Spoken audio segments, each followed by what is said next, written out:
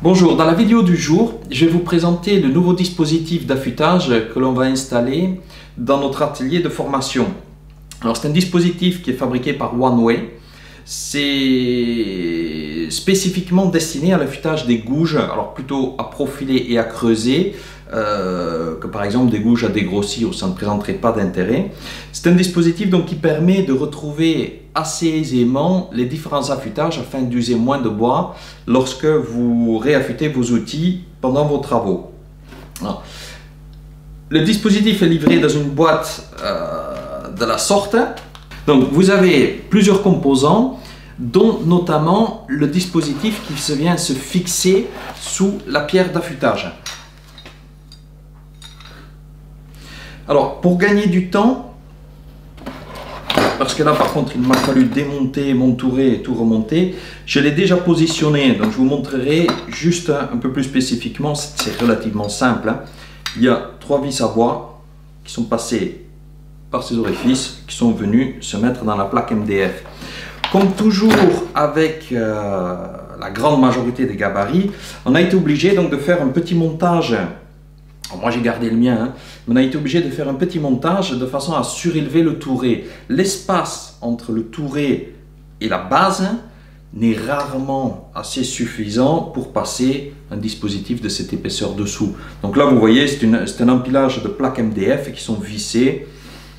Rien de bien compliqué. Voilà, le support, lorsqu'il est installé, on n'y touche plus. La poignée est déjà assemblée, donc on n'a pas à y revenir dessus. Donc on va assembler le reste des composants. Alors, on va commencer avec le bras. Alors ici, on va enlever ce boulon.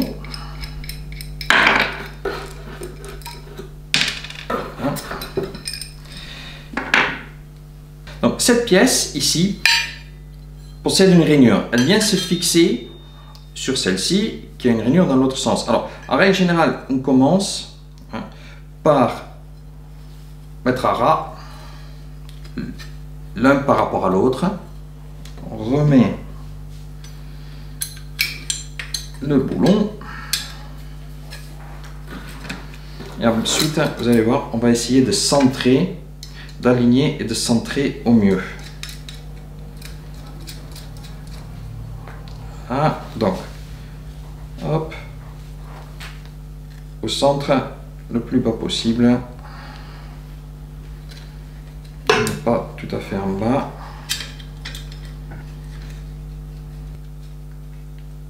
Voilà, donc, le plus centré possible et bien ras. Voilà, la pièce est maintenant assemblée, donc, essayez d'être ici à fleur et dans ce sens-là, centré. Voilà. On va monter l'autre composant.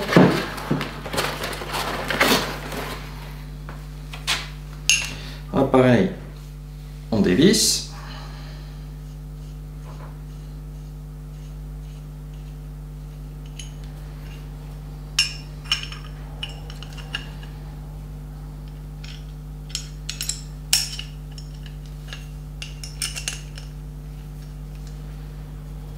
Et on revisse. Alors là, surtout ne pas employer de force excessive parce que c'est ce qui va nous permettre un réglage par la suite. Donc, tour dans la main, ça suffit amplement.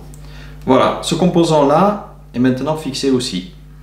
La particularité de ces guides est en fait que le dépassement de l'outil par rapport au bâti du gabarit, en fin de compte, le dépassement est toujours le même. Donc, il est de 45 mm. J'ai tracé un trait ici à 45. Alors, si je vais à l'avenir, ce que je vais faire, je vais prendre un morceau de bois, je vais percer un trou 45 de profondeur et j'aurai de suite un guide beaucoup plus facile. Là, j'ai tout simplement réglé le dépassement de l'outil de cette façon-là. Deuxième chose à régler, c'est la longueur de l'affûtage que vous cherchez à obtenir. Ici, vous avez plusieurs graduations. C'est pour toujours retrouver la même chose. Si vous vous mettez dans cette position-là, vous aurez très peu de longueur en fait de tranchant. Vous allez avoir un tranchant quasiment droit, enfin un biseau ici, un bord ici quasiment droit. Plus vous allez ici vers le bas, plus vous allez rallonger le même biseau. Voilà, j'ai réglé pour une gouge à creuser, pardon. Je ne sais pas trop encore sur quel numéro me baser pour avoir un tranchant un peu plus long juste que celui-ci, parce que celui-ci était peut-être un petit peu court. Mais ça devrait satisfaire. Donc là, ce que l'on fait, je vais positionner le guide. Ici, je viens embuter. Et là, en fait, j'ai réglé la sortie de la base de façon à correspondre un petit peu à l'axe, enfin à l'angle, pardon, de mon biseau ici. On va faire un test.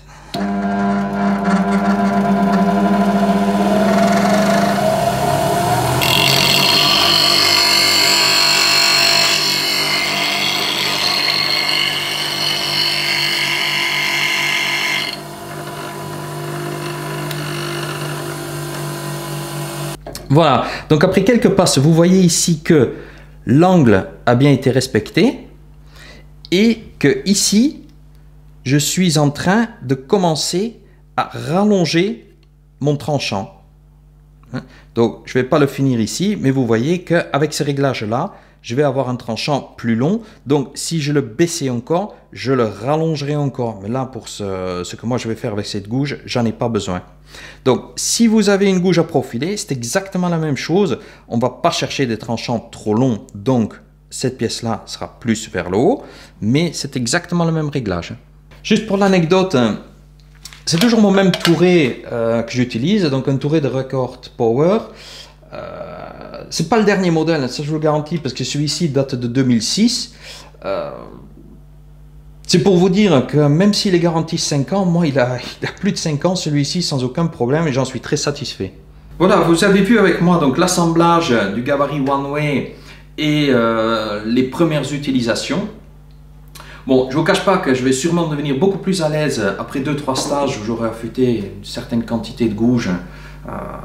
Je vais avoir beaucoup plus l'habitude du dispositif. Par contre, je trouve quand même qu'il est relativement facile de prise en main. Il y a déjà des réglages qui sont très faciles à faire et très faciles à remettre en œuvre par la suite. Il faudra peut-être mettre certains réglages d'ailleurs au feutre sur le manche de l'outil, mais ça ne devrait pas poser de soucis particuliers.